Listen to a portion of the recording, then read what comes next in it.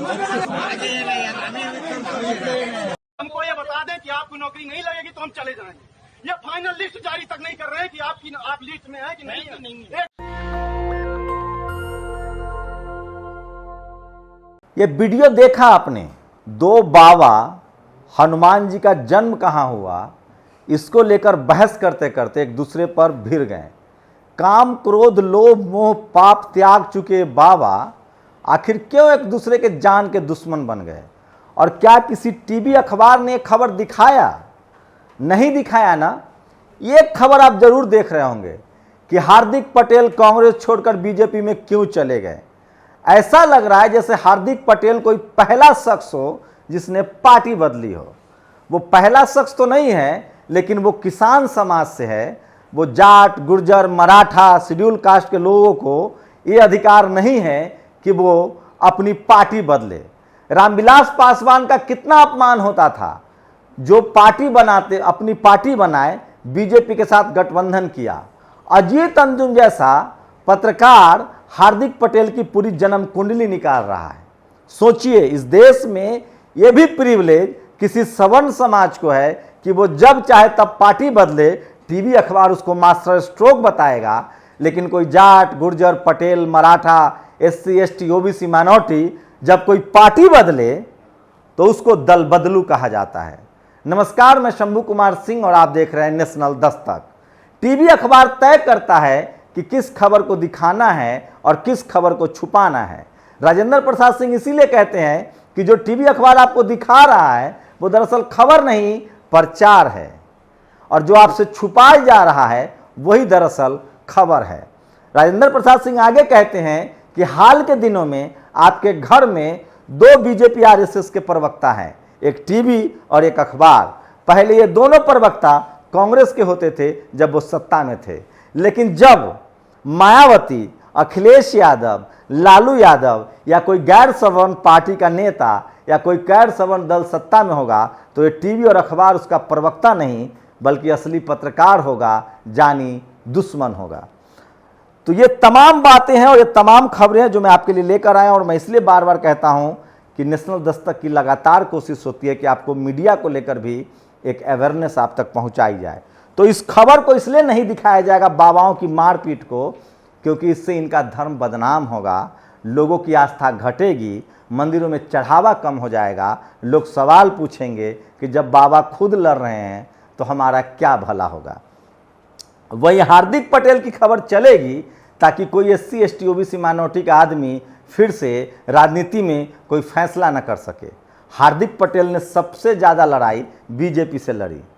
जब कांग्रेस ने उनको मौका नहीं दिया तो वो चले गए बीजेपी में।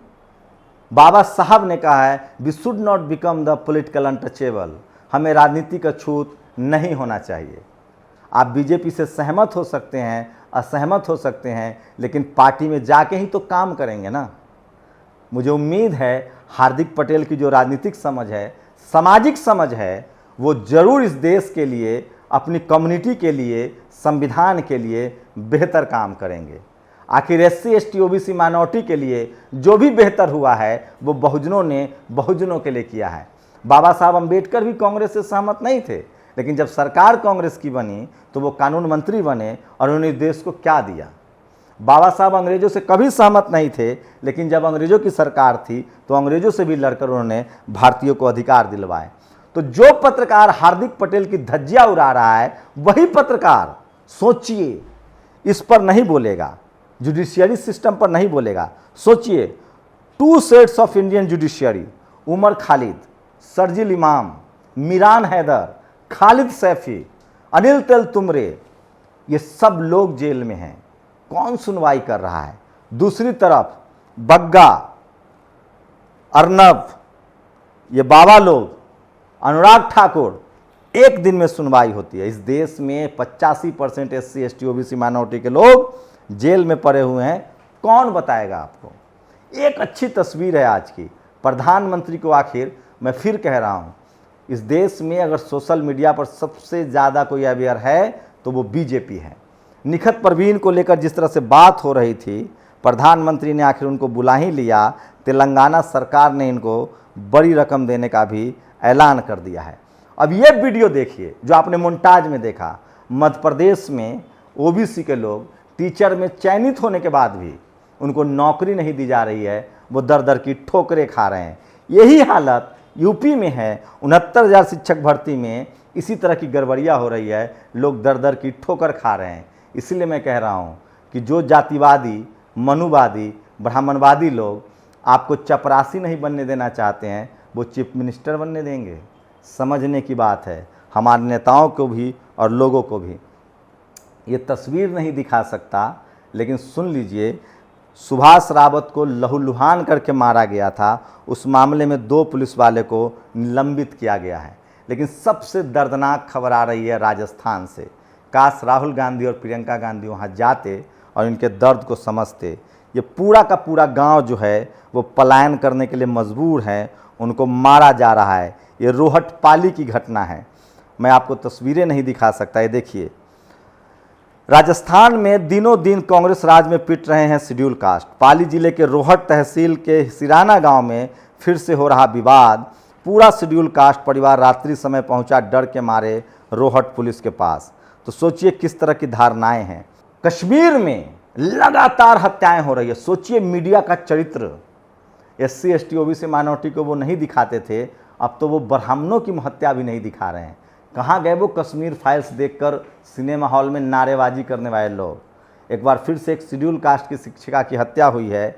वहाँ बीजेपी की सरकार, मान लीजिए, लेफ्टिनेंट गवर्नर है, राष्ट्रपति शासन लागू है, गवर्नर रूल है, केंद्र में ओबीसी बीजेपी की सरकार है। राहुल गांधी पूछते हैं पिछले 5 महीने में 15 सुरक्षाकर्मी और 18 नागरिकों की हत्या हुई है। 18 दिन से कश्मीरी पंडित धरने पर हैं, लेकिन भाजपा 8 साल का जश्न मना रही है। ये है कश्मीर के नाम पर राजनीति। ये खबरें टीवी अखबार नहीं दिखाएगा। इसी खबर को दिखाने के लिए ये धमकी देते हैं कि सोशल मीडिया को, डिजिटल मीडिया को कंट्रोल करेंगे। अभी 31 तारीख को ब्रॉडकास्टिंग मिनिस्टर ने यूट्यूब वालों के साथ बैठक की है कि इसको कैसे रेगुलेट किया जाए। बीजेपी सांसद तेजस्वी सूर्या का ऑस्ट्रेलिया में तीखा विरोध। छात्रों के प्रदर्शन के चलते कार्यक्रम रद्द। और एक अच्छी खबर है किसानों के लिए,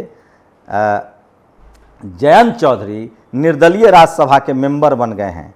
तो ये बड़ी खबर है जो आपको सुनना चाहिए। और एक और खबर देखिए जो कोई टीवी अखबार नहीं दिखाएगा।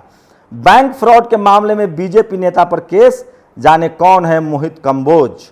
मुंबई की खबर है, लेकिन ये टीवी अखबार आपको नहीं दिखाएगा। इसलिए मैं कह रहा हूँ कि सोशल मीडिया ही सच्चा मीडिया है, सोशल मीडिया ही बहुजन मीडिया है। लेकिन आज की सबसे बड़ी और भयानक खबर IAS घोटाला की। मैं पहले दिन से बता रहा हूं कि इस देश में लगातार आज़ादी के बाद से IAS घोटाला हो रहा है। और घोटाला 1-2 सीटों का नहीं है। इसलिए दिलीप मंडल पूछते हैं कि केंद्र सरकार ने UPSC के 749 कैंडिडेट के नाम भेजने का निर्देश दिया। सोचिए, 749 सीटों के लिए सिलेक्शन होना था। UPSC ने आज 685 की ही लिस्ट जारी की है। आखिरी कैंडिडेट 685 नंबर पर राधा मोहन पांडे है। सवाल है कि बाकी 64 कैंडिडेट कहाँ गए। जनरल में आज 308 की जगह 244 नाम ही क्यों भेजे गए हैं। तो एक बड़ा घोटाला है और छोटा मोटा नहीं है। टोटल 308 नाम जाने चाहिए थे, जनरल के 244 गए हैं। तो सोचिए जो बचे हैं 66 सीटें, उनको किन से भरा जाएगा। आखिर आपने 700 के 700 सीटों का रिजल्ट एक साथ क्यों नहीं डिक्लेयर किया। अगर आपने डिक्लेयर नहीं किया है, रिजर्व में रखा है, तो उनका नाम क्यों नहीं बता रहे हैं, संख्या क्यों बता रहे हैं, और क्या गारंटी है कि आप सही सिलेक्शन करेंगे। तो सोचिए, जनरल के सिर्फ 244 लोगों की भर्ती की गई है, जबकि उनके सीटें 308 थी। SC ST OBC माइनॉरिटी की सारी सीटें डिक्लेयर कर दी गई है। बाकी के बचे सीटें जनरल कोटे से भरी जाएंगी, क्योंकि 64 से ज़्यादा रिजर्व कैटेगरी के लोगों ने जनरल में क्वालिफाई किया है। तो इसको कहते हैं IAS घोटाला। हमारा क्या है, हमारी कोशिश है सोशल मीडिया पर आपको लगातार अवेयर करे, आपको जागरूक करे। और इसलिए मैं कहता हूं कि सोशल मीडिया ही सच्चा मीडिया है, सोशल मीडिया ही बहुजन मीडिया है। जो अजीत अंजुम हार्दिक पटेल पर खबर दिखा सकते हैं, वो आपको इन बाबा की लड़ाई की खबर नहीं दिखाएंगे। ये है मीडिया की बड़ी कॉन्स्पिरेसी। और इसलिए कहता हूँ भारत में गोदी मीडिया नहीं है, भारत की मीडिया जातिवादी है। आपकी प्रतिक्रिया क्या है? अपनी प्रतिक्रिया जरूर दीजिए। शुक्रिया। नेशनल दस्तक की आपसे गुजारिश है कि अगर इसको बचाना चाहते हैं तो नेशनल दस्तक को सब्सक्राइब करने के लिए रेड कलर के सब्सक्राइब बटन को दबाएं, फिर बेल आइकन की घंटी दबाएं। नेशनल दस्तक को बचाने के लिए बहुत जरूरी है कि हर खबर को शेयर करें, लाइक करें, कमेंट जरूर करें।